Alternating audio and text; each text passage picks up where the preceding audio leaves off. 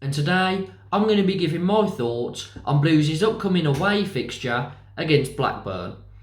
This is going to be a tough game, and it's the halfway mark of the season, and I feel like we always seem to play Blackburn towards the end of the season, and obviously the first fixture tends to be to the end of the first half. Quite strange that it always comes up towards the end of it, but we've got them. It's going to be a tough game because they're in very good form. Can we get anything against them? I'm not sure how convinced I am because they're, as I say, flying up the table. However, we can pull out a few surprises, and this sort of game would be a game that would end 1-0 with a Lukas Jukovic header. If we're going to win it, it will be something along those lines. But let's get into the opposition. And Blackburn, they're fourth in the league on 39 points. They've scored 37, which is the joint second highest in the league, and they've conceded 27. So they've got a solid goal difference of 10, 22 games into the season. They've played 11 of their games at home, and they've got 23 points out of them. So they're very good at home. In their last game, they beat Bournemouth 2-0, which was obviously a shock. I thought that the draw, I went for a 1-1 in my own video. It ended 2-0 to Blackburn, and fair play to them because they're in great form. They've won 4 in a row, haven't conceded in those 4 games, and they've won 5 of their last 6. Now, the game before this 6-game unbeaten streak was that 7-0 loss to Fulham. And that's sort of changed something in their season, and it's made them more consistent at winning somehow. So maybe we could do with losing this one 7-0 and it'll kickstart us a bit. But to be honest, the form they're in, they probably could put 7 past us. But that's it for Blackburn. Let's move on to the Blues. And Blues, we're sitting in 15th place on 27 points. We've scored 22 and we've conceded 26 so far this season. And our away form, we've got 12 points out of 11 games. So just averaging just over a point per away game, which it's not bad, but it was a bit better at the start of the season and we haven't been as good away recently. Now, our last fixture was obviously that 2-2 draw with Cardiff. I'm very disappointed, to be honest. I'm glad that we didn't lose the game. At least we got a point out of it. But we were 2-0 up in the first half. Riley McGree really starred in that first half. He got the 2 assists, one for Deeney, and then Ivan Sunjic, just on the stroke of half-time, got a second, 2-0 up. It all looked great. Then they score, and then they score right at the end from a corner, and it ends 2-2. Now, Riley McGree, he did play well, 2 assists. He had the chance to put the game to bed, would have had 3. I think it was after their first goal, so it would have been 3-1, but correct me if I'm wrong, it might have been before theirs. And he could have slid Troy Deeney in, but he had a shot. The shot wasn't great, the keeper saved it. If he'd have slid Deeney in, I don't think Deeney would have missed. He's that sort of clinical player, Deeney is, where if you give him a chance, 99 times out of 100, the ball's in the back of the net. But it's ended in a draw. As I say, at least we can take a point from it. We didn't lose, and we just have to push through it. Now, some injury news on Maxime Collin. He's been in training this week, which is good. I don't think he's likely to feature in this match. However, for the next match, he should be available to pick. Probably not at 100%, probably about 90%, but I've always liked Maxime Collin, and I think he'll do a great job for us in that right wing back slot. Now, as far as suspensions goes, Ryan Woods and Gary Gardner are both back for this game, which it's good to have them back. I'm not the biggest fan of either of them, to be honest, but Jordan James, he's played a few games now. He probably needs a bit of a break, bit more time in the under-21s, and then when we need to call upon him again, I'm happy to have him in because he's done a good job when he's played. But we need a bit of seniority now. Do with getting these two players back in. I think Ivan Sunjic has been very good this season.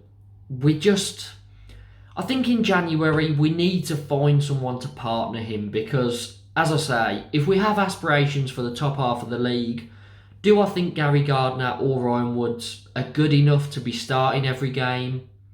No. I think Sunjic needs a different partner. And as far as January goes, McGree, that ship looks like it's sailed. He will be carrying on to Charlotte FC. As much as I think he does want to stay, that contract says he has to go. So we're not going to be able to keep him.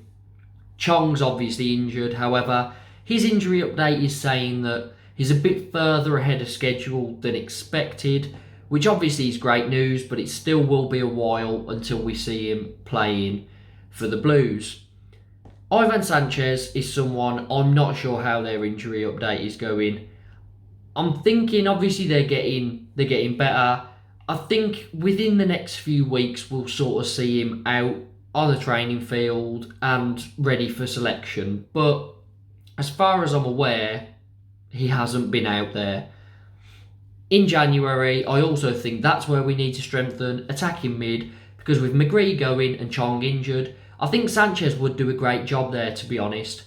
But one, I'm not sure what Bowyer thinks of Sanchez, because he seemed to be on the bench a lot when he was fit before. And two, I think if he is to play, we would need some strengthening in depth in that position, because I'm not sure who else could really play there. Maybe Jordan Graham or Bella, but they're a lot better at crossing, and I think they are much more suited to the wings, and we don't play wingers. Whereas I feel Sanchez, he can come inside, he does like cutting in, so attacking mid, I think he'd do a good job there. As far as this game goes, Blues, we haven't really got people out, not with COVID anyway. Obviously, a lot of games this weekend are all being postponed due to COVID. And I think, just in my opinion, there's going to be a break.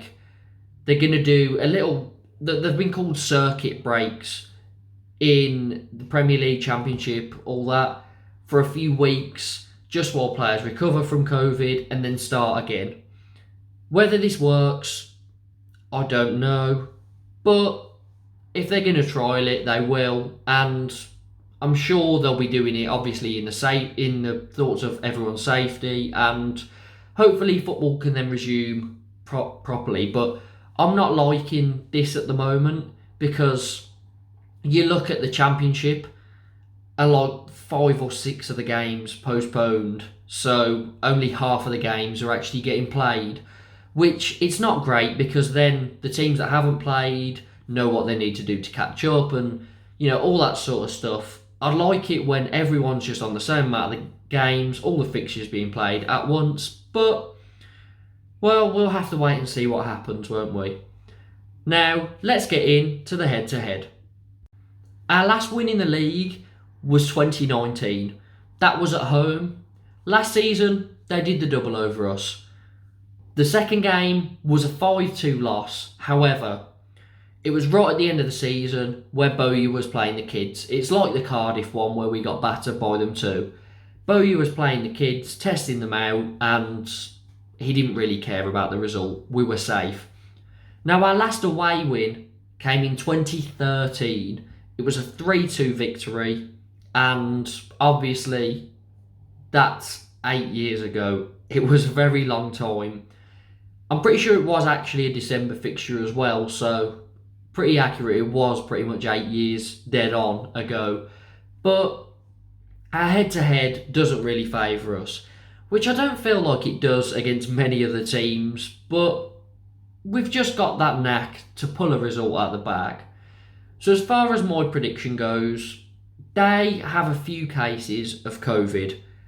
Whether that's going to mean that the game is postponed, I mean, while I'm making this video, it's going ahead, but maybe by the time this video goes out, or by Saturday morning, it'll be postponed.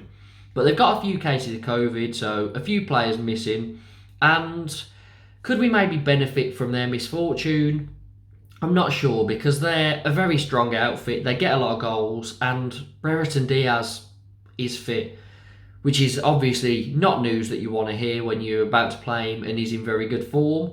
But I think, to be honest, I'm going to have to call this one as a loss. I apologise, Blues fans, but I don't see us getting a result out of this, not when they're in such good form.